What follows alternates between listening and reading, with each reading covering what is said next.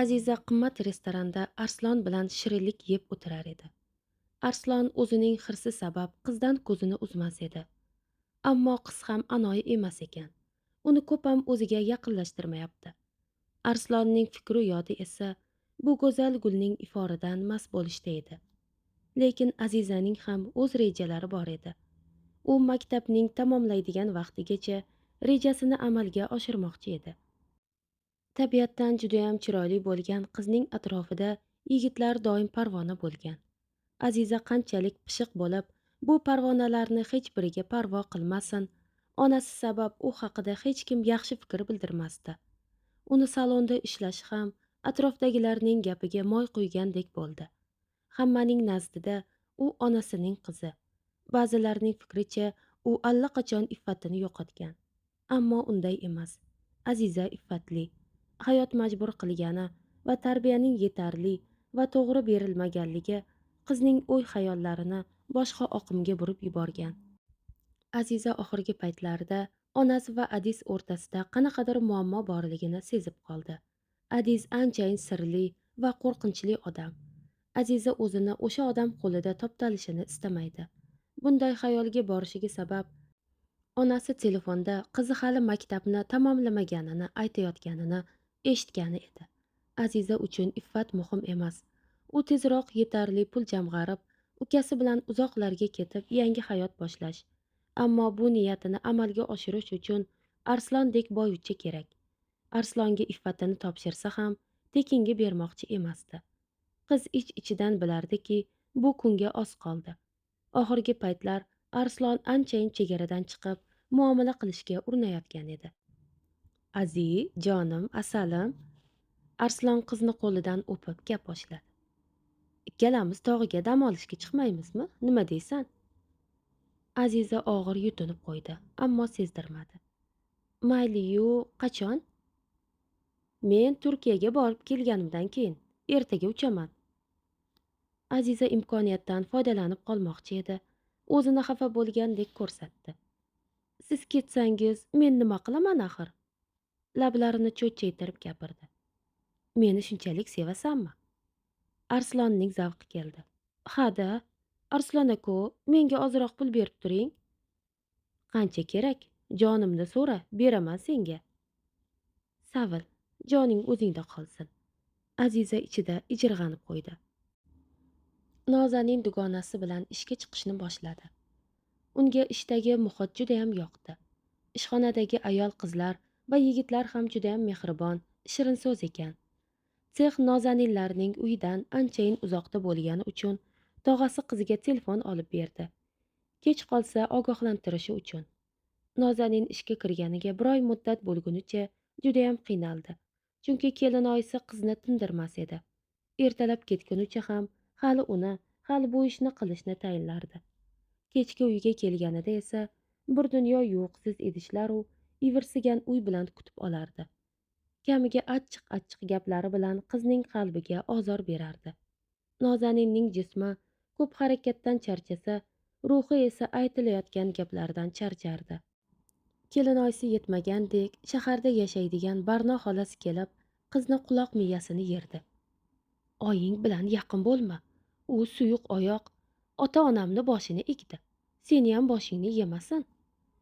Ishxonadayam ko'pam likillayverma, yigitlarga qarama. Mana shunaqangi gap so'zlar qizginani adoyi tamom qilardi. Axir unda nima ayb? Nozanin, ishga ketguningizcha salat tayyorlab somsa qilib qo'ying. Men joy tayyorlayman. Tog'angizni do'stlari kelarkan. Nozanin endi nonushta qilmoqchi bo'lib o'tirgan edi. Kelinoyisiga yo'q deya olmadi. Muammo ko'payishini istamadi. Xo'p deb ishga kirishdi. Hamma aytilgan ishlarni qilib, somsalarni pishirishga qo'ydi.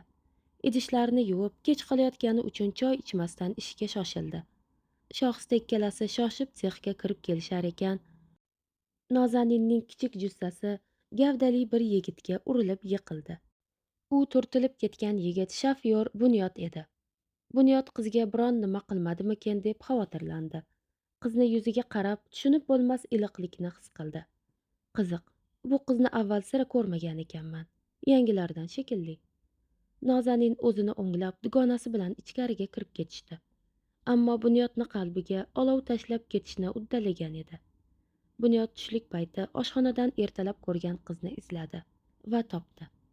Tasodifni qarangki, qizlar Bunyodga tanish bo'lgan ishchi ayollar bilan birga o'tirishgan edi. Yigit ikkilanmay ularni stoliga yaqinlashdi. Tanishlari bilan salomlashib, qizni zimdan kuzatdi. O'ziga bergan va'dasiga sodiq qolish uchun Nozanin bu yigitga ko'p ham e'tibor bermadi. Lekin yigit ham oson taslim bo'ladiganlardan emasdi. Kunlar o'tgan sari yigit qizga yaqin bo'lishga urindi. Avvaliga o'zini tortib yurgan Nozanin ham sekin-asta Bunyodga o'rganib qoldi. Uyidagi ziq atmosferadan zada bo'lgan qizning yarasiga Bunyod bir malhamdek bo'ldi. Telefondagi qisqa suhbatlar vaqt o'tgan sari tundan tongga ulanardi. Xo'jayin, bu ayolni so'rovga o'tmadimi?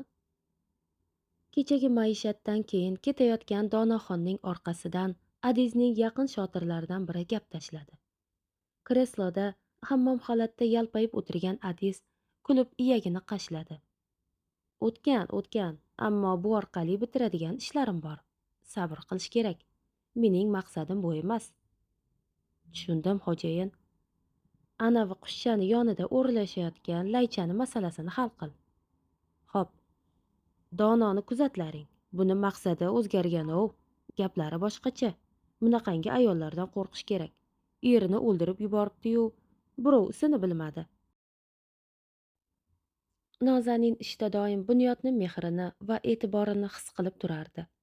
Qizning nazarida iztiroblarga to'la hayotida Bunyod bir nur kabi bo'ldi. Ba'zida yigit kishi bilan gaplashib, xato qilayotganini bilardi-yu, lekin tan olgisi kelmasdi. Nozanin Bunyodga qattiq ishonardi. O'zini aro yo'lda tashlab ketmasligiga ishonardi. Bundan tashqari Nozaninning Bunyod bilan munosabatini Shohistadan boshqa hech kim bilmasdi. Shohista ham dugonasining porlab turgan ko'zlariga qarab, bu haqda birovga aytgisi kelmasdi. Ishdan xursand kelgan Nozanin xolasi kelganini ko'rdi. Shu xolasi Barnoga hech ham tushunmasdi. U oilaning kattasi bo'lsa ham hech baham jihat bo'lishga undamasdi. Bundan tashqari jigarlariga ko'p ham mehrli va oqibatli emasdi. Barno har kelganida yangalari va Nozaninni tergashdan bo'shamas edi. Shu sabablimi, qiz ham xolasiga va uning qizi Shirmonoyga ko'p ham ochilib muomala qilmasdi. Sirlarini aytmasdi. Lekin negadir oxirgi vaqtlarda xolasi Nozaninga anchayin ochilib qoldi.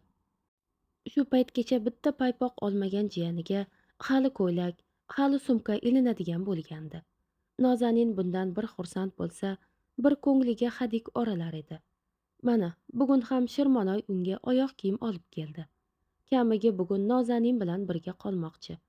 Nozanin sezdirmasa-da bunga norozi bo'ldi. Axir xolasining qizini oldida Bunyod bilan gaplasha olmaydi-da. O'sha kuni Shirmonoy Nozaninni ertalabgacha boshini qotirib, Rossiyadagi akasini maqtab chiqdi. Nozanin xolasini o'g'lini ko'rinishini harchand uritmasin eslay olmadi. Eslay olmaydi hamda axir. Erkin 10 yildan beri Rossiyada. Ishlab uy joylarini yangiladi. Singlisini sepini qildi. Nozanin Erkin bilan telefonda ham gaplashmagan. Hatto esidan ham chiqib ketgan. Hozir ham Shirmonoy to'xtamay gapirgani uchun eslamoqchi edi. O'xshamadi. Fikr u yodi esa Bunyodda edi. Bunyod ham qiz bilan gaplasha olmagani uchun o'zini qo'yarga joy topa olmayotgan edi. Oyi, akamga shu ahmoq Nozidan boshqasi yo'qmi? Akangni yoshi 30 ga yetdi. Yaqin atrofdagilar qiz bermadi, ko'rding-ku. Barno qoshlarini chimirib qiziga norozi boqdi. Shirmonoy tog'asinikidan kelganidan beri Nozanin haqida xushlamoy gapirayotgan edi. Sen qiz biroz kallangni ishlatgin. Agar Nozini kelin qilsak, kamchiqim qilib to'y qilamiz. Ortiqcha narsa ham olib bermaymiz. Hammasini tog'alaring, anavi Satang xolangga qildiramiz. Nozi esa tayyor xizmatkor. Sora uni anchayin pishitib qo'ygan. Nozanin ishda Bunyod bilan uzoq gaplashishdi. Shirindan shirin xayollar va orzularga berilishdi. Nozanin Bunyod bilan xayrlashib, uyga kelganida go'yoki 7-osmonda uchardi. Ammo uyda uni kinoyali nigohda yangasi va o'ychang o'tirgan tog'asi kutib oldi. Gaplashib olaylik, Nozi. Tog'asining bu taklifidan negadir Nozaninning ichiga g'ashlik o'rnadi. Sekin kelib tog'asini ro'parasiga o'tirdi. Bilasan, akam bilan men seni hech kimdan kam qilmay o'stirishga harakat qildik. Doim seni ko'nglingga qaradik. Sen ham bizni uyaltiradigan ish qilmading. Shu joyda negadir qizning vijdoni qiynaldi. U va'dasida turolmadi-ku. Bugun xolang, katta tog'ang va yangalaring bilan bir maslahatli ishni hal qildik. Sen to'g'ringda. Qanday ish degan ma'noda qiz sekin boshini ko'tarib tog'asiga termildi. Ammo shu onda uning yuragini nimadir g'ijimlagandek bo'ldi.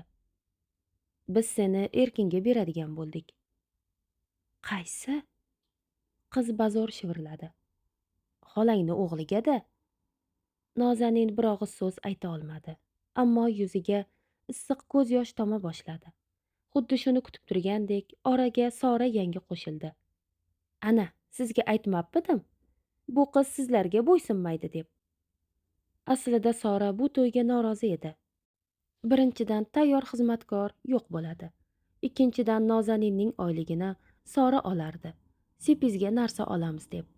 Qizni sepiga arzon garov bir nechta narsa olib qolganini o'ziga sarflardi. Endi pul yo'q. Uchinchidan qaynopasini qanaqa ekanini biladi. To'y bahona bor butlarini shilib oladi. Sadir ayolining gaplaridan keyin ko'zlari kosasidan chiqib ketay dedi. Sen nima deyapsan? Meni jiyanim meni boshimni egmaydi. Ayt Nozi, noma'qul ish qilgani yo'q-a? Tog'ajon, siz nima desangiz shu, men roziman. Nozanin zo'rg'a sudralib xonasiga kirib ketdi. Shu kuni Nozanin ertalabgacha yig'lab chiqdi. Telefonini ham o'chirib qo'ydi. Bunyod telefon qilsa, nima deb javob beraman deb o'ylab ezildi. Dunyo ko'ziga qorong'u bo'ldi. Nozanin ertalab ishxonasi oldidagi yo'lakchada betoqatlanib Bunyod kutib turardi.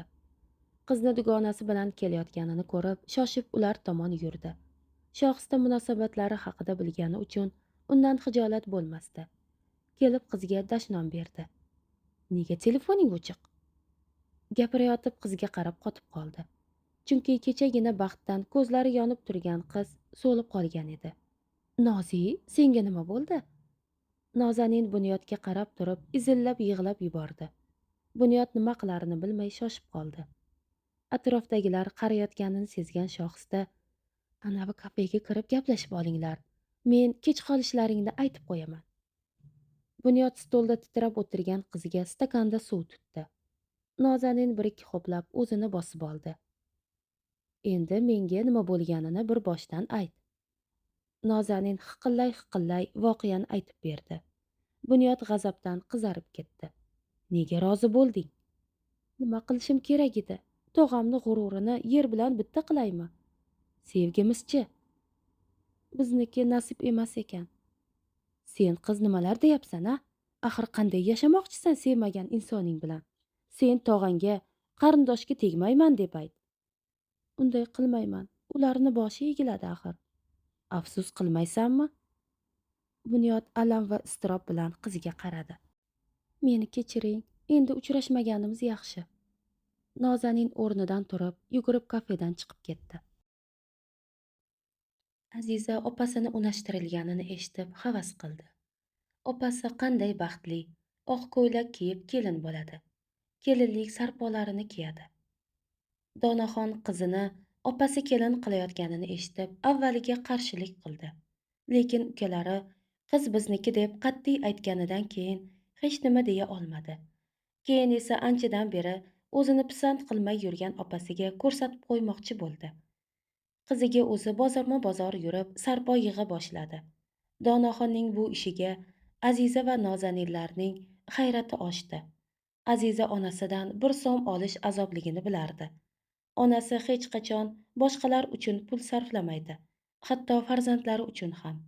Ammo nega opasiga deb shuncha narsa xarid qilayotgani ajablanarli edi. Aytishingiz mumkin, onalik mehri bu deb. Yo'q, bizning Donaxonga onalik mehri begona. Barno to'y bahona ikki ukasiga ro'yxat yozib berdi. O'zi aytganidek arzirli hech nima qilmadi. Kamiga Nozaninning sarpolarini to'ydan bir necha kun oldin yasatib ketishganida sarpolar ichidan asllarini qiziga deb olib qo'ydi.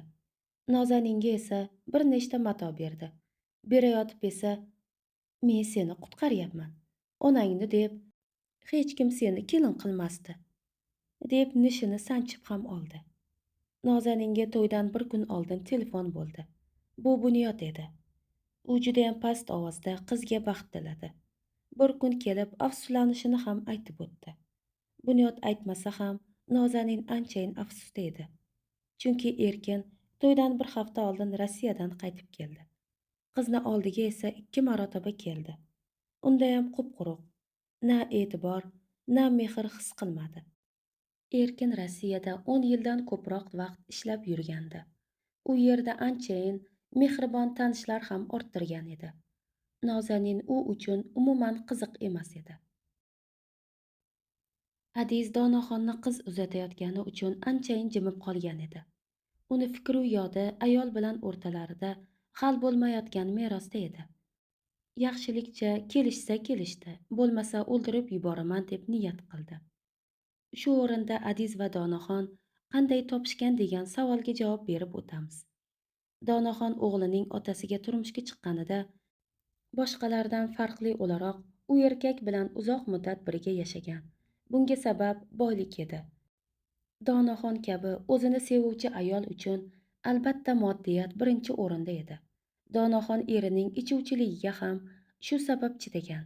Ammo vaqt o'tgan sari erining hurmatcha qiliqlari ko'payib, ayolni jonidan to'yg'azib yuborgan. Ana shunday kunlarning birida erining hamkori Adiz bilan tanishadi. Tasodifni qarangki, Adizni ham Donaxonning erida adovati bor edi. Shu tufayli va nafs hirs kabi jilovlay olmagan hislar kabi Donaxonga qarmoq tashlaydi. Nafs quli bo'lgan bu bechora ayol ham darrov ilinadi. Bu ikki sevishganning sarguzashtlaridan Donaxonning eri xabar topadi. Bo'kkunicha ichib uyga keladi.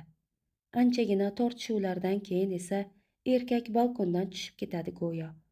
Aslida esa uni Donaxon itarib yuboradi. Erining vafotidan keyin o'rtadagi pullarni Adiz bilan bo'lishib olishlari kerak edi. Ikki shayton malayiga aylangan nafs kishilari hali bir to'xtamga kelishmagan edi. Nozanin iztirob va alamlarga g'arq bo'lgan holda kelinchak bo'ldi. Uni yonida dugonasi Shohista va singlisi Aziza bo'ldi.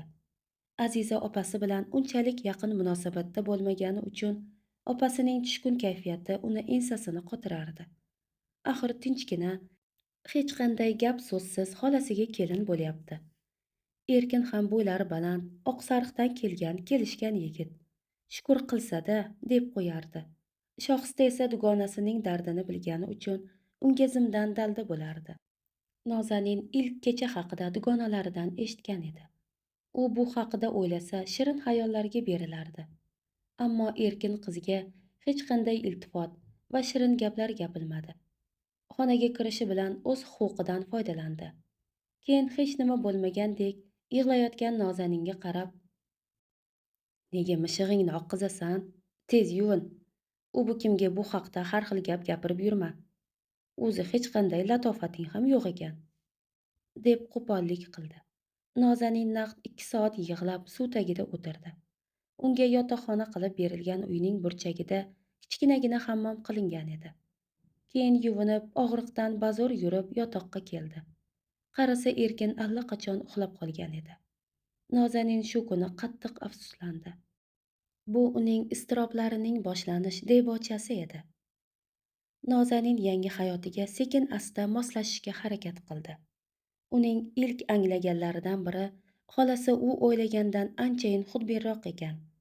Eri Erkin qachon nafsi xuruj qilsa u bilan ishi bo'ladi. Shundayam haqorat va kamsitilishlar bilan siylardi. Qolgan paytlarida esa qiz bilan umuman ishi bo'lmasdi. Nozanin nima qilsa ham erim-ku, o'zimga qaratib olishim kerak deb bir necha marotaba chiroyli bo'lib yasanib, o'ziga oro berib, erini ishdan kelishini kutdi. Ammo Erkin unga bir qarab, "Nega alvasiga o'xshab olding?" Qizning yoyilgan sochlariga qarab kuldi. "Nega bunaqa soddasan?" Meni o'zingga qiziqtira olmayapsan. Na to'shakda yotishni bilasan, na meni ko'nglimni olishni, deb dilini og'ritdi. Shundan keyin Nozanin eridan umuman umidini uzdi. Endi shu oilada yashab qolish uchun harakat qilardi. Xolasi shaharda yashasa ham, hovli uyda yashardi. Hovli katta bo'lib, bir nechta mol va qo'ylar ham bor edi. Bu jonivorlarga qarash bir haftalik kelinga yuklatildi. Baribir Sorani mollariga ham o'zing qararding. Bu yer uying bo'lsa, qarayverasan-da. Senga yangilik emas-ku. Bu qaynona bo'lmish xolaning gapi edi. Nozanin ertalabdan kechgacha tinmasdi. Hovlidagi ishlar, mol qo'ylarga qarash, uy ishlari, osh-ovqat, kir yuvish, hammasi bechora qizginaning zimmasida edi. Yana kamiga ishing uyimga yaqin-ku, ishlayverasan, uyda zerikkandan ko'ra. Qaynonasining soxta mehribonchiligiga sabab ishgayam bora boshladi. Bu ishlar Nozaninning kichik jussasiga og'irlik qilardi. Erkin esa buni tushunmay, kechda qizni holi joniga qo'ymas, qo'pol gaplari bilan dilini og'ritardi. Nozanin butkul so'lib qoldi. 3 oy ichida qiz bechora qarib qolgandek bo'ldi. Ammo uning hayoti bir kichik shu'la sabab biroz yorishdi. Ayol kishi erkak kishiga nisbatan tez o'zgaruvchan bo'ladi. Ayniqsa gap farzand haqida ketsa, ayolning qalbini onalik degan his qamrab qoladi. Nozaninda ham xuddi shunday bo'ldi. Hayotini afsus va nadomatlar bilan kechirayotganida homilador ekanini bildi. Ishda bir necha kundan beri holi bo'lmay, sal narsaga ko'ngli behuzur bo'lavergach, biroz yoshi katta kelinlardan biri "Nozik qiz, balki homiladordirsiz?" deb qoldi. Nozanin bu gapdan hayron bo'ldi. Qanday aniqlashni ham bilmasangiz kerak. Boyagi ayol yana gapirdi. Tushlikda o'sha ayol Nozaninning qo'liga homiladorligini aniqlovchi test qog'ozini berdi. Nima qilishni yaxshilab tushuntirdi. Nozanin homilador ekanidan juda ham xursand bo'ldi. U doim ona bo'lsa, mehribon ona bo'lishini, bolasini hech kimga berib ketmasligini dugonalariga aytardi. Bu xabarni eri Erkinga aytgan edi. Erini bir tukka qilt etmadi. "Ha endi homilador bo'lasan-da, men shuncha kundan beri o'ynayotganim yo'q-ku", deb sovuq iljaydi. Eriga qarab Nozaninni ichi muzlab ketdi, lekin sezdirmadi. Qaynonasi esa bu xabarni eshitib, "Tavba, hozirgilar balo. Biz oldin uyalardik. Sen ham o'zi zo'rg'a turgan ekansan-da." Nozanin shuni angladiki, bu oiladagilar uchun nabira ham kerak emas. Donaxon negadir so'nggi paytlarda o'zi bilan o'zi bo'lib qoldi. Adizni oldiga ham deyarli bormay qo'ydi. Aziza onasini o'zgarib qolganiga hayron edi. Nuqul hayot surib, telefonidan ko'z uzmaydi. Ishqilib tinch bo'lsinlar-da deb qo'yardi. Donaxonning bu tarzda o'zgarganiga faqat Aziza emas, Adiz ham yoqa ushlayotgan edi. Chunki qariyb 1 yildan beri tiyinma-tiyin talashayotgan merosi bilan ham ishi bo'lmay qoldi. Adiz bergan summani hech bir e'tirozsiz oldi. Donaxonning nega bunday o'zgarib qolganining sababi ko'p o'tmay bo'y ko'rsatdi. Donaxon o'zi kabi yengil dugonasi bilan hech kimga aytmay Dubayga shirin hayotni orzu qilib ketib qoldi. Yetib borgach esa Azizaga tarmoqdan yozib yubordi. Ishdan charchab kelgan Aziza xabarni o'qib avvaliga yig'ladi. Keyin esa baland ovozda kula boshladi.